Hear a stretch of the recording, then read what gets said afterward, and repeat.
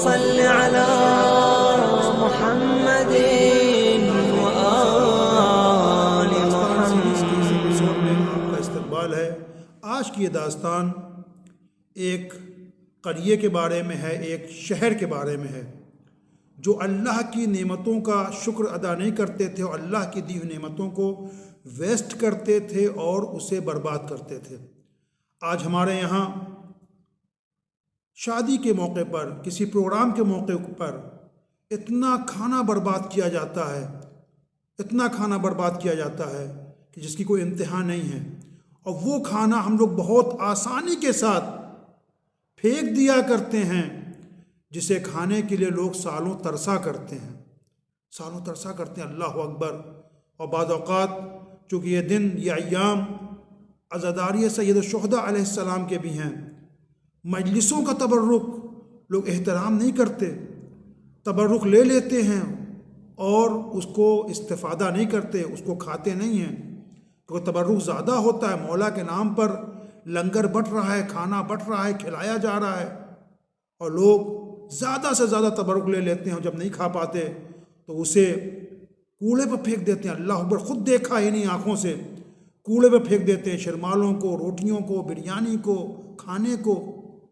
یہ رزق کی بربادی ہے، اس کا ہمیں جواب دینا پڑے گا۔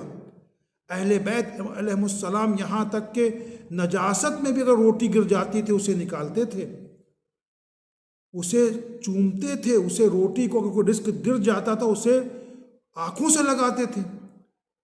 ائمہ علیہ السلام کی تعلیمات میں سے ہے کہ دسترخوان کا کھانا جو گر جاتا تھا اسے چنتے تھے، کھاتے تھے وہ لوگ۔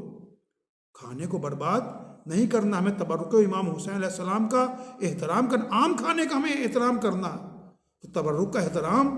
اب یہ تبرک منسوب ہو گیا ابا عبداللہ الحسین علیہ السلام سے، اس کا تو ہمیں اور زیادہ احترام کرنا ہے، نہ یہ کہ ہم اس کو برباد کریں، ضائع کریں۔ اگر ہمارے پاس پہلے سے تبرک موجود ہے اور ہماری ضرورت سے زیادہ ہے، بجائے اس سے کہ ہم اسے ویسٹ کریں، برباد کریں اور وہ پھینکنا جائے، ہم کسی محتاج کو دے دیں، کسی ضرورت مند کو دے دیں، اپنے ہی جیسے کسی کو دے دیں جس کے یہاں ضرورت ہے۔ خلاصہ ہے کہ تبرک برباد نہیں ہونا چاہیے، کھانا برباد نہیں ہونا چاہیے۔ تو آج کی داستان سورہ نحل آیت نمبر 172 کے ذیل میں صادق آل محمد امام جعفر صادق علیہ السلام سے واقعہ ہے۔ محمد بن یعقوب قلینی نے اس کو چھٹے امام سے اس واقعے کو نقل کیا، اور وہ واقعہ اس طرح سے ہے کہ پروردگار عالم سورہ نحل میں ارشاد فرما رہا ہے آیت نمبر 172 میں، ضرب اللہ مثلا قریۃ کانت آمنۃ مطمئنۃ۔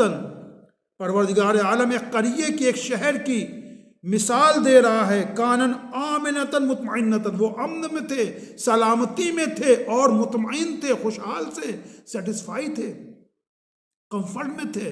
یاتیہا رزقہا رغدا من کل مکان، ان کا رزق ہر طرف سے آ رہا تھا ان کے پاس، اور عیش و عشرت کی زندگی گزار رہے تھے، فراوانی تھی۔ فکفرت بانعم اللہ، اللہ اکبر، پھر اس قوم نے اللہ کی نعمت کا کفر کیا، اللہ کی نعمت کی قدردانی نہیں کی۔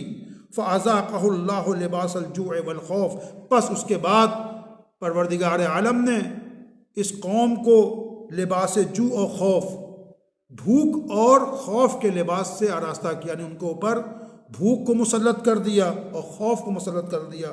بِمَا كَانُوا يَصْنَعُونَ، جو کچھ وہ لوگ کیا کرتے تھے اس کی وجہ سے۔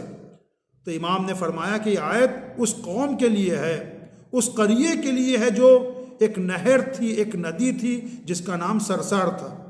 وہاں کے اوپر ایک قوم زندگی کیا کرتی تھی، اور پہلے ٹیکنالوجی اتنی ڈیولپ نہیں کی تھی۔ جو قومیں اور قریے والے لوگ زیادہ تر ندی کے پاس رہتے تھے کہ ان کو سینچائی کرنے میں، کھانا اگانے میں، کھیتی کرنے میں آسانی ہو، کیونکہ یہی جو ہے سروائیو کرنے کا یہی طریقہ تھا، ٹیکنالوجی اتنی ڈیولپ نہیں تھی۔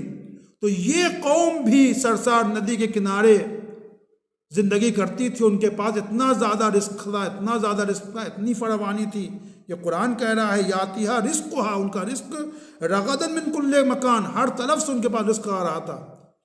اس کے بعد انہوں نے کیا کرنا شروع کیا؟ جب رزق کی فراوانی ہوئی، بجائے اس کے کہ اللہ کا شکر ادا کرتے، ان روٹیوں سے اور جو آٹا گوندتے تھے اسی سے اللہ اکبر اپنے استنجا کو، اپنی غلاظت کو، ٹوائلٹ کی غلاظت کو اسی سے پاک کرنا شروع کر دیا، اسی سے پوچھنا شروع کر دیا، اور یہاں تک کہ ان روٹیوں کا ایک ڈھیر لگ گیا، اور اس کے بعد پروردگار عالم نے کیا کیا کہ اللہ نے ان کو مزہ چکھایا بھوک کا۔ نہر سوکھ گئی، اور جب نہر سوکھ گئی تو کھیتی بند ہو گئی، جب کھیتی بند ہو گئی تو اب کہاں سے روٹی بنے گی، کیا ہوگا؟ اور یہ قوم، اللہ اکبر، یہ قوم مجبور ہوئی کہ اپنی وہ پھینکی ہوئی روٹیاں جن سے غلاظت کو صاف کیا تھا اسی کو کھانے پر مجبور ہو گئی۔ اللہ اکبر۔ تو اس واقعے سے ہمیں عبرت حاصل کرنا چاہیے، ہمیں سبق حاصل کرنا چاہیے کہ ہم اللہ کی دی ہوئی نعمتوں کا، خصوصاً رزق کا احترام کریں، اور ضرورت سے زیادہ رزق، چاہے وہ شادیوں کے موقع پر ہو، چاہے کوئی فنکشن کے موقع پر ہو، کوئی بھی ہو، برتھ ڈے پارٹی ہو، شادی ہو، کچھ بھی ہو، اور خصوصاً تبرک امام حسین علیہ الصلوۃ والسلام جس کا احترام اور بڑھ جاتا ہے کیونکہ اس کی نسبت امام کی طرف ہو گئی، اس کا ہم کو احترام کرنا چاہیے، اور اگر ہمارے استفادے کے لائق نہیں ہے، ہماری ضرورت سے زیادہ ہے، تو ہم اس کو کسی مستحق تک، کسی ضرورت مند تک پہنچا دیں۔ خداوند متعال ہمیں توفیق دے کہ ہم رزق کا احترام کریں۔ والسلام علیکم ورحمۃ اللہ وبرکاتہ۔